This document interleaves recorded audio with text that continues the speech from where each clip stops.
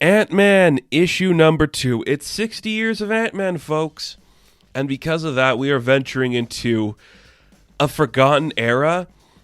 I say forgotten because like the larger universe or the just the real world, I guess, not the comic book world, knows Hank Pym and Scott Lang. But leave it to Al Ewing to literally remind you Eric O'Grady exists and he was the irredeemable Ant-Man for some time.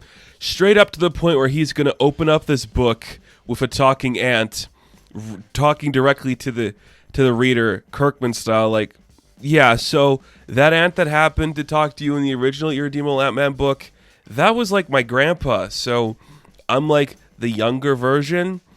And I know what you're thinking, like, that happened like 20 years ago maybe on the sliding timeline scale, but actually in Marvel continuity, it might have been like 6 years ago.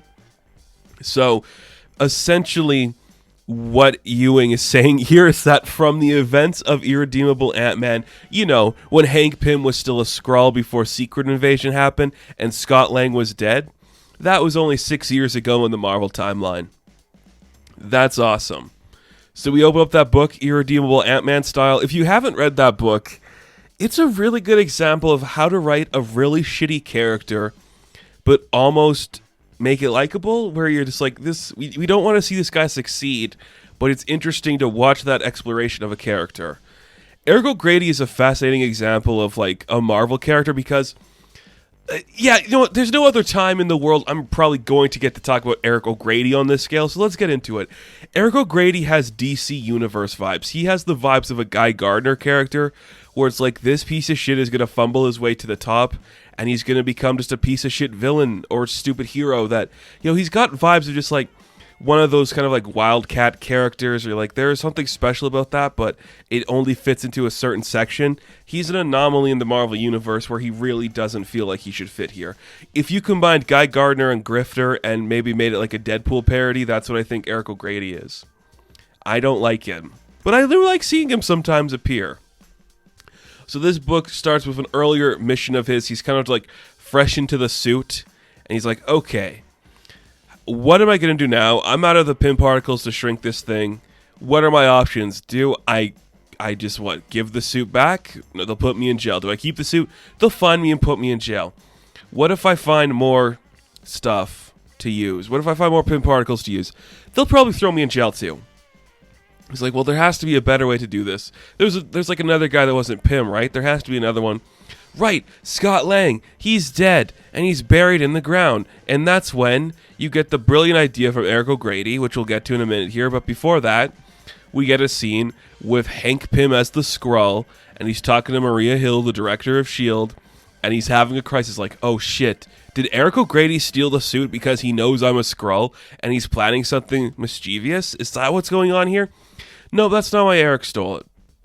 But Eric also has no Pym particles, so what is he going to do?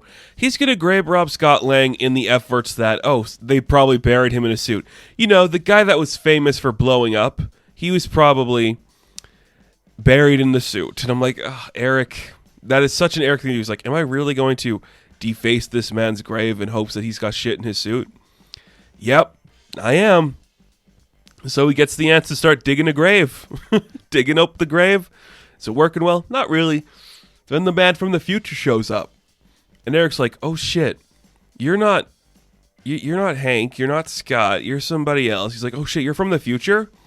That's sick. I need to know everything about the future, so please tell me what's going on. And what is the first question that Eric asks about the future? In a sleazeball way he asked about the ending of Lost. Perfect, right? And he's like, I should have asked you for like stock tips and if I could buy a house now. And damn it, I should have asked about the ending of The Sopranos. But the guy's like, I just had to scan you. You're kind of a piece of shit. And you just see that this guy's like, well, I needed to find you because you're an Ant-Man, sadly. And it's kind of like interesting to see you. Bye. He leaves. Not going great. Eric's like, well, that didn't help. And then Hank shows up and just punches him in the face. And this Hank's like, okay, I gotta find a way to convince him I'm not a Skrull if he thinks I'm a Skrull, so how are we gonna do that? And as soon as he realizes, like, oh, he knows I'm not a Skrull, our invasion is safe. That's good. I'll just beat him up a little bit. They get into, like, jousting matches, like, I'm not going to take shit from a guy who beat his wife. And then Hank's like, I'm not going to take shit from a guy who's robbing a grave. You're like, this is perfect Eric O'Grady stuff. Just a complete sleazeball, you loser dipshit. And it's like, that's the character. That's perfectly defining of everything Eric O'Grady is. They beat themselves up a little bit. Great fight, a good Ant-Man fight. Then a portal opens. Eric gets forced inside it. He's asking Hank to help him. But that Hank, again, a Skrull, is like, oh, well, that's a weight off my shoulders. I don't have to worry about anything. Perfect. Eric falls through time, wakes up in a weird bunker. He finds the older version of Hank. He's like, oh, look, what a piece of shit. Doesn't realize that behind them is the future version of Scott and the futurist Ant-Man. So I am impressed with this book. It's a thing, I've said it before in like the first issue, I am a fan of the Ant-Man complex and like that kind of character. There is something to explore in every single interpretation of Ant-Man. I stand by that. I really think there is something to explore in Hank Pym and Scott Lang and Eric O'Grady, sadly. They are a fun kind of just like side novelty to the Marvel Universe, but they're so integral to the key moments. And I think this issue, it was just like, okay, an irredeemable Ant-Man follow-up in 2022?